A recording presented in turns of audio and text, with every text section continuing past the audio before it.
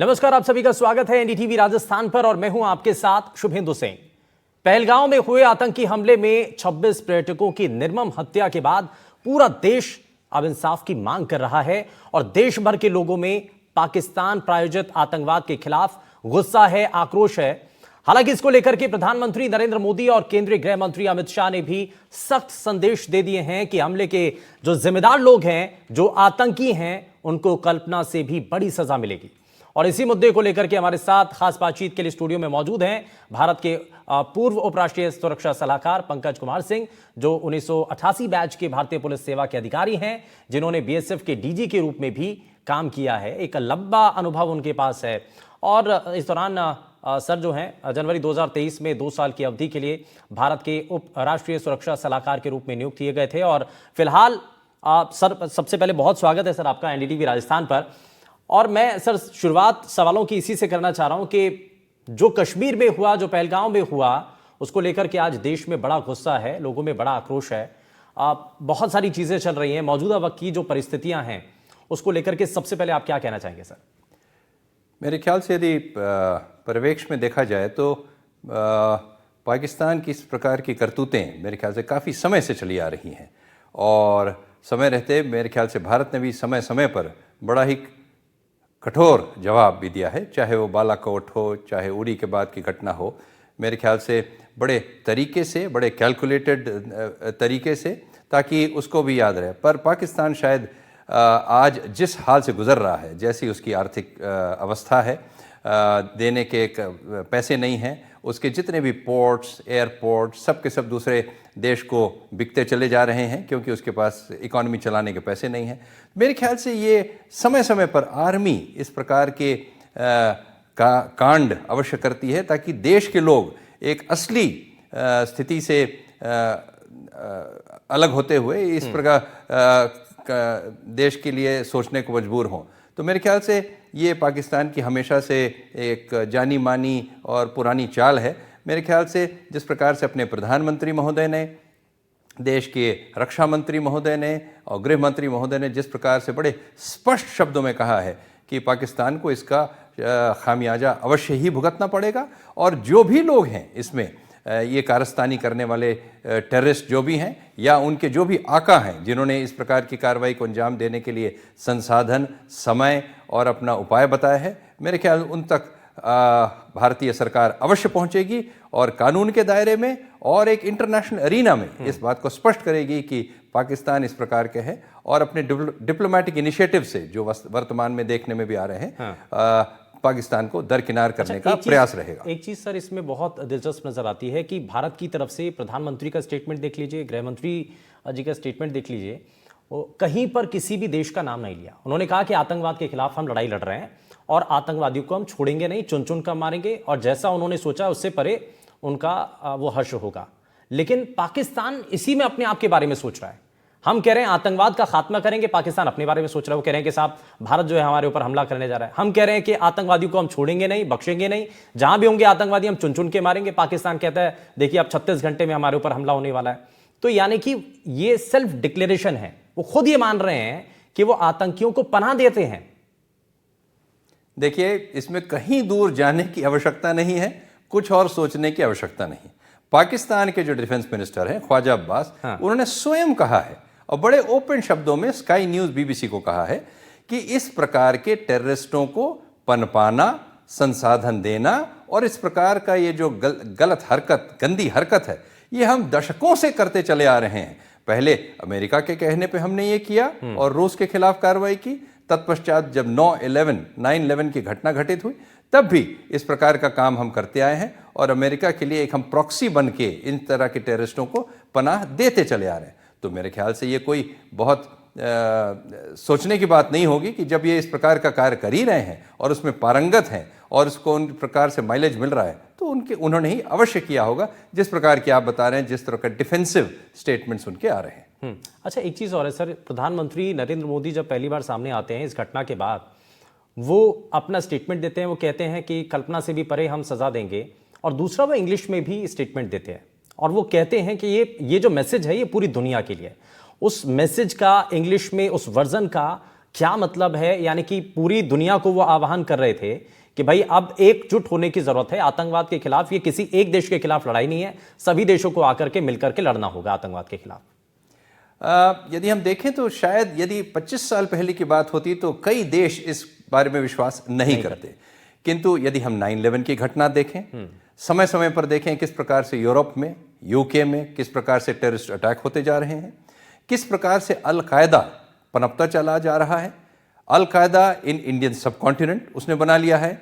ISIS की बात करें, इस प्रकार पूरा मिडल ईस्ट, पूरा यूरोप, अमेरिका और अन्य देश सभी इस प्रकार की घटनाओं से ग्रसित होकर परेशान हो चुके हैं। आज जो भारत चिरकाल से 25-30 साल 40 साल से कहता चला आ रहा था कि टेररिज्म को ख़त्म किया जाए, ये किसी भी की मदद नहीं करते और हर देश का, अर्थव्यवस्था का, लोगों का नुकसान और लोगों में एक डर पैदा करते हैं। आज शायद पूरा संसार इसमें एक मत हो चुका है और इसी चीज़ को प्रधानमंत्री महोदय एक डिप्लोमेटिक इनिशिएटिव के साथ सारे देशों को साथ करके और हर प्रकार का एविडेंस, साक्ष्य उनके सामने रख के इसको साबित करना चाहते हैं ताकि एक पाकिस्तान को हम लोग एक कॉर्नर कर सकें। अच्छा, एक चीज़ और है सर, एक तरफ हम कहते हैं कि आतंकवाद के खिलाफ लड़ाई और दूसरी तरफ एक देश से लड़ाई, क्योंकि जो आतंकवाद को पनपा रहा है वहाँ पूरी तरीके से उनको सपोर्ट करता है।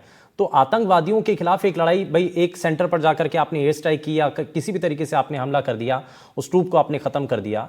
लेकिन एक देश जो कि ऐसे लोगों को पनपा रहा है, बढ़ावा दे रहा है, उस देश के साथ लड़ाई, ये दोनों में ये कितनी बड़ी चुनौती है भारत के लिए? चुनौती अवश्य है, क्योंकि जैसा आपने बताया कि दो एंटिटीज़ अलग अलग किस्म की हो गई हैं देश में। पूरे देश में मिलिटेंट्स ही नहीं, एक आम आदमी, एक आम जनमानस भी रहता है। परंतु मेरे ख्याल से यदि अटैक करना है तो हमको पाकिस्तान सरकार को ही अटैक करना पड़ेगा। और क्या हमारे जिस प्रकार के आज विकल्प मौजूद हैं, क्या वो किसी प्रकार के काइनेटिक अटैक से किया जाए जिनका के शॉर्ट टर्म असर पड़े, एक सबको दृष्टिगत हो किस प्रकार का, और इस प्रकार का एक मैसेज जाए कि इस प्रकार के जो आतंकी घटनाएं हैं उसका अंजाम बुरा ही होगा। और तत्पश्चात एक लॉन्ग टर्म स्ट्रेटजी के रूप में आर्थिक तौर पर आज देखिए इंडिया किस प्लेटफॉर्म पे मौजूद नहीं है। क्या वो G20 हो, क्या वो ब्रिक्स हो, क्या वो SCO हो, क्या वो I2U2 हो, अनेक प्रकार के प्लेटफॉर्म्स पे उपलब्ध है और जहां उसकी एक अच्छी स्टैंडिंग है। इसी प्रकार पूरे अफ्रीकन नेशंस की बात करें, साउथ ईस्ट एशियन नेशंस की बात करें तो वहाँ भी एक बहुत अच्छी स्टैंडिंग है। शायद पूरे इस डिप्लोमेटिक इनिशिएटिव को लेकर के और पाकिस्तान को आइसोलेट करके, साक्ष्य सामने करके, मेरे ख्याल से लॉन्ग टर्म स्ट्रेटजी के तौर पे ये एक बहुत अच्छा तरीका रहेगा। अच्छा, मैं एक चीज़ और इसी से जुड़ी हुई सर, बहुत आपने बहुत बारीकी वाली बात की है, लेकिन जो कूटनीतिक तरीके से जो साक्ष्य थे, क्योंकि आप पाकिस्तान की तरफ से लगातार स्टेटमेंट आ रहे हैं, वहाँ पर ही कहा जा रहा है कि भाई आप दीजिए ना, आप जांच के लिए आप कमेटी तय कीजिए, हम उसमें सपोर्ट करेंगे, हम साथ देंगे। भारत लेकिन इस बार पूरी तरीके से स्टैंड क्लियर कर चुका है। प्रधानमंत्री की तरफ से साफ कहा जा चुका है कि भाई बहुत हो गया डोजर देना, आप सबूत मांगते हैं, हम आपको देते हैं, लेकिन आप उसके बाद कार्रवाई नहीं करते हैं। तो इस बार साफ है। और इस बार क्या किया गया कि इस घटना के बारे में पूरी दुनिया के अलग अलग देशों के राजनयिकों को बताया गया, देशों को बताया गया कि भाई ये यहाँ इतनी घटनाएं हो चुकी हैं और इसमें किसका इन्वॉल्वमेंट है ये बताया गया और इसके बाद अब एक्शन होगा। तो ये एक कूटनीतिक तरीका बहुत ज्यादा जोरदार है जो इस बार बहुत अलग दिखाई दिया है भारत का रुख। बिल्कुल सही कहा आपने। आज जो भारत की स्टैंडिंग है, मेरे ख्याल से दुनिया के हर देश आज भारत की बात को वजन देता है, भारत को अपनी तरफ साइड अपने तरफ मिलाने की कोशिश करता है, क्योंकि भारत न केवल एक बड़े आर्थिक संपन्नता वाला देश होता जा रहा है और शीघ्र ही, जैसा कि फिगर्स बताते हैं, थर्ड लार्जेस्ट इकोनॉमी भी होने वाला है। और थर्ड लार्जेस्ट इकोनॉमी और जिस प्रकार से भारत की अर्थव्यवस्था चल रही है, और वो भी कोविड के पश्चात, मेरे ख्याल से संसार के उन देशों में है जिसकी ग्रोथ रेट शायद सबसे ज़्यादा हर विपरीत परिस्थिति के बावजूद भी चल रही है। आज हमारे देश में डेमोग्राफिक एडवांटेज भी है, यानी कि कार्य करने वाली जो जनमानस है वो बहुत बड़ा हो गया है और शायद 2050 तक इस प्रकार का एडवांटेज चलेगा। इंडियन स्टूडेंट्स, शायद ही ऐसा कोई देश हो जहां पढ़ रहे ना रहे हों। और एक जो सबसे बड़ी बात आप मान के चलें कि दुनिया के स्तर पे भी जिस प्रकार का लोहा इंडियन साइंटिस्ट, इंडियन एकेडमिशियंस के लिए किया गया है, आज आप देखें यदि मल्टीनेशनल कॉरपोरेशंस में 20-25 ऐसे बड़े बड़े कॉरपोरेशन हो, क्या माइक्रोसॉफ्ट, गूगल वगैरह सबको देख लें जहां इंडियन सीईओज बनाए गए हैं। शायद एक भी चाइनीज सीईओ आपको मल्टीनेशनल कॉरपोरेशन में नहीं मिलेगा।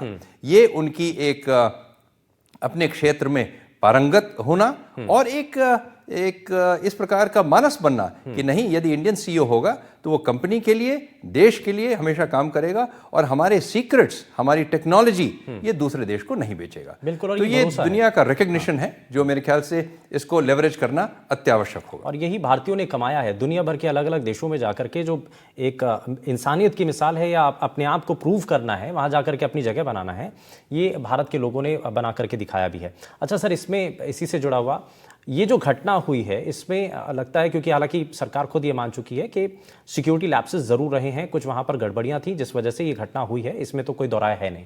लेकिन इसको अब आगे आने वाले समय के लिए फिलहाल, क्योंकि माना जा रहा है कि एक बड़ा अभी एक्शन हो सकता है, एक बहुत बड़ी तैयारी चल रही है, इसमें आपको क्या नजर आ रहा है सर?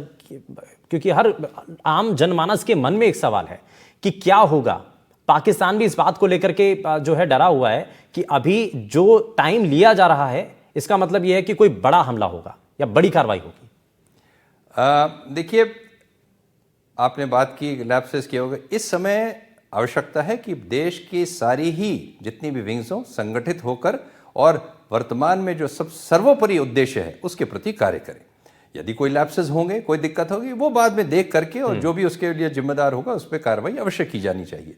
मगर इस समय यदि आप देश की ऑपोजिशन पार्टीज को देखें, यदि देश के सुप्रीम कोर्ट को देखें, यदि देश में अन्य लोगों को भी देखें, ऑर्गेनाइजेशन, सब ने बड़ा समर्थन किया है। यहाँ तक कि कश्मीरी लोग भी वहाँ मौके पे जो थे या बाद में जिन्होंने मदद की आम जनमानस की, कश्मीरी लोगों ने, शॉपकीपर्स ने प्रोटेस्ट किया, तो कश्मीर तक के लोगों ने एक मत होकर आतंकियों को बताया है कि हम आपके साथ नहीं हैं। तो मेरे ख्याल से इस समय आवश्यकता ये है कि पूरा देश संगठित होकर और एक दिशा में कार्रवाई करे, चाहे वो लोगों में फेथ बनाने की बात हो या जहां तक आप रिट्रीब्यूशन की बात कर रहे हैं, कोई ना कोई उसका रिस्पॉन्स होना चाहिए। मेरे ख्याल से आज आप देखें, पाकिस्तान कभी कहता है कि भारत 36 घंटे में आक्रमण करने वाला है पाकिस्तान, तो यदि हम देखें तो पाकिस्तान भी हाँ तैयारी अवश्य कर रहा है।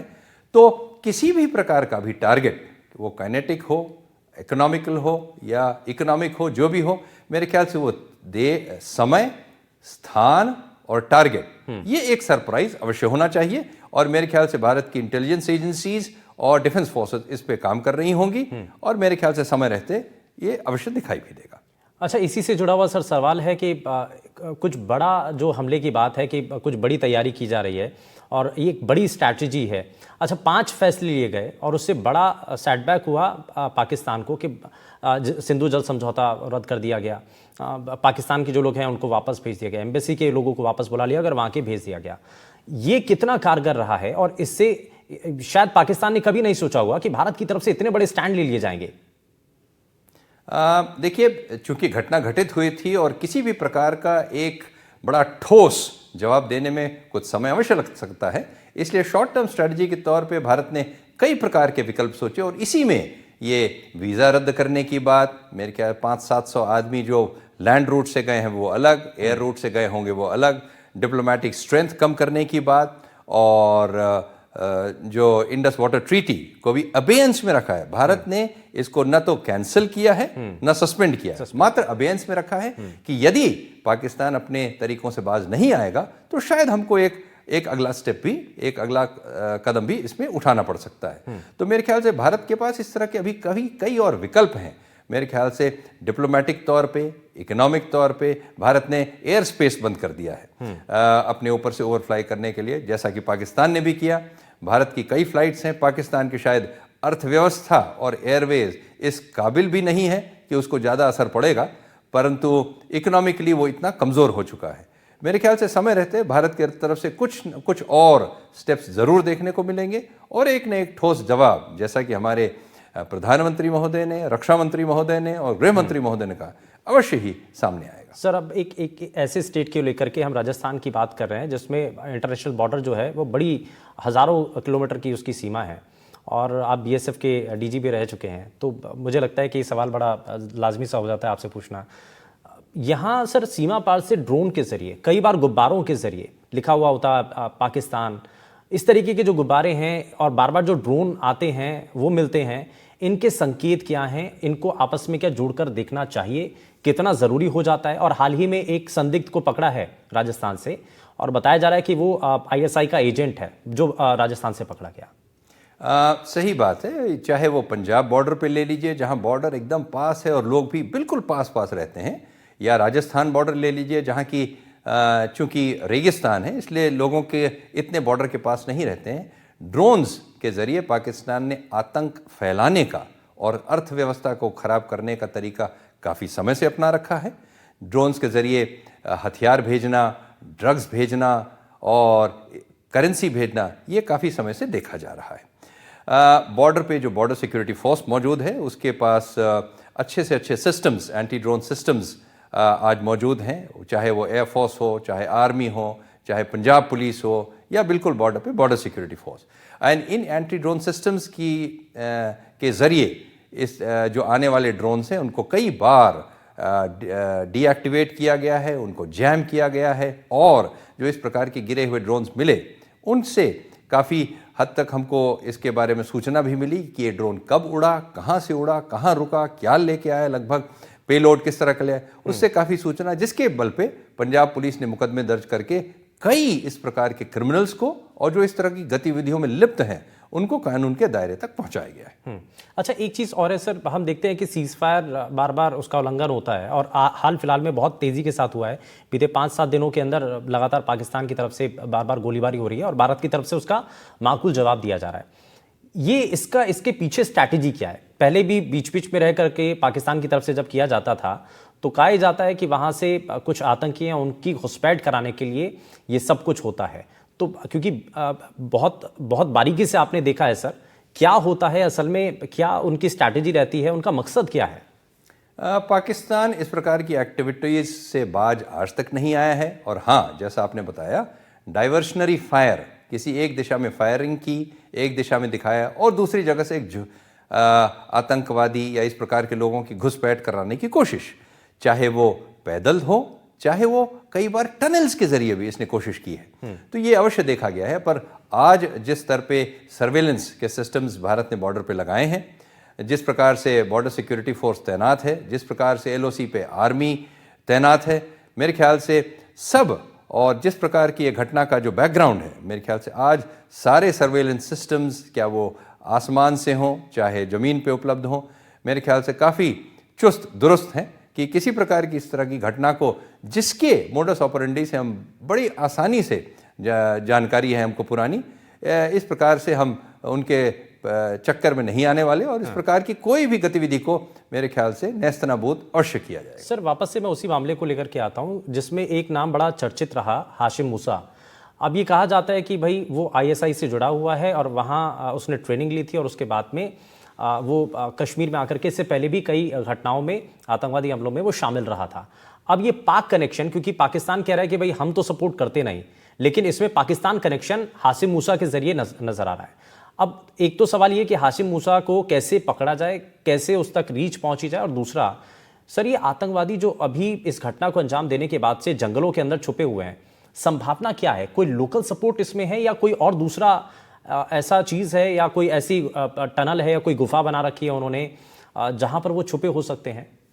देखिए, एक जगह उनके छुपे होने का तो संभव नहीं है। हाँ। क्योंकि कोई भी आतंकवादी होगा, कहीं से भी आएगा। और जैसा आपने बताया मूसा की बात, ये और एक और अन्य पाकिस्तान आतंकवादी, ये दोनों इस पहलगाम वाले इंसिडेंट में भी आइडेंटिफाई हो चुके हैं। इसी प्रकार ठोकर करके है जो एक लोकल व्यक्ति था, वो भी आइडेंटिफाई हो चुका है। हमारी सिक्योरिटी फोर्सेस ने अपने जितने भी सर्वेलेंस सिस्टम्स हैं, जितने भी ज़मीन पे आसमान में जितने भी हैं, 4 बार इनसे जो आतंकवादी घटना करके भागे हैं उनसे सामना हो चुका है, कहीं दूर पे, कहीं दराज पे, और बड़े घने जंगलों की वजह से उन तक पहुंच तो नहीं पाए हैं, ये बात सही है। किंतु इन आतंकवादियों को कहीं भी खाने की व्यवस्था करनी पड़ती है, खाना लेना पड़ता है। कुछ दिन पहले ही ये घर में गए, खाना छीन के भाग गए। और छीनने के बाद ये घटना जब तक पहुंची तब तक वो वहां से निकल चुके थे। मेरे ख्याल से ये कुछ समय की ही बात होगी जब ये आतंकवादी अवश्य ही पकड़े जाएंगे, क्योंकि बॉर्डर एकदम बंद किया जा चुका है और ये हमारे यहाँ हैं। जंगल में फोर्सेस लगी पड़ी हैं, क्या वो आर्मी हो, बॉर्डर सिक्योरिटी फोर्स हो, JNK पुलिस हो, सेंट्रल आर्म पुलिस फोर्सेस हैं। मेरे ख्याल से समय की बात है कि ये चारों आतंकवादी अवश्य ही पकड़े जाएंगे। ठीक है, तो ये जल्द से जल्द पकड़े जाएंगे। लेकिन इसी से जुड़ा हुआ एक और पहलू भी है सर कि हम वापस से राजस्थान की तरफ आते हैं। बॉर्डर पर लगातार ड्रोन के जरिए हो या नीचे जो है टनल बना करके, कई ऐसी टनल का भी जो है खुलासा हुआ है जो लोग वहाँ पर रह सकते हैं, जो सीमा पार से आतंकी आते हैं, नशे की खेप भी लेकर के आते हैं और बहुत बड़ी स्मगलिंग का ये पूरा ये रूट बन चुका है। क्या उसको लेकर के हमें कुछ और स्थायी तौर पर काम करने की जरूरत है? क्योंकि ऊपर तो फेंसिंग दिखाई देती है, लेकिन नीचे नीचे आप आएंगे तो वहां पर टनल बनी होती हैं जिसमें से सप्लाई होती है, नशे की खेप पहुंचती है और वहीं से ये टेररिस्ट जो हैं वो अपना रूट बना करके एंटर करते हैं। देखिए, टनल की जहाँ तक बात है, टनल से भेजना इतना आसान काम नहीं है, क्योंकि टनल खोदने में समय लगता है, लंबी होनी चाहिए, उसका किसी भी समय पे भारत को पता लगना नहीं चाहिए, और खोदने में समय लगता है, खोदने में मिट्टी निकलती है। मेरे ख्याल से कई एक तरीके हैं जो भारतीय फोर्सेस अपना रही हैं जिससे कि टनल यदि खोदी जाएगी तो अवश्य ही पता लग जाएगा।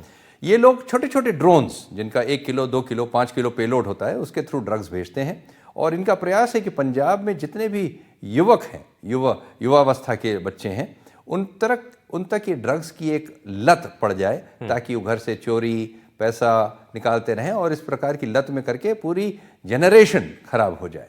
और एक बड़ा भारी कमीशन इनको दिया जाता है ड्रग्स को लोगों तक पहुंचाने का।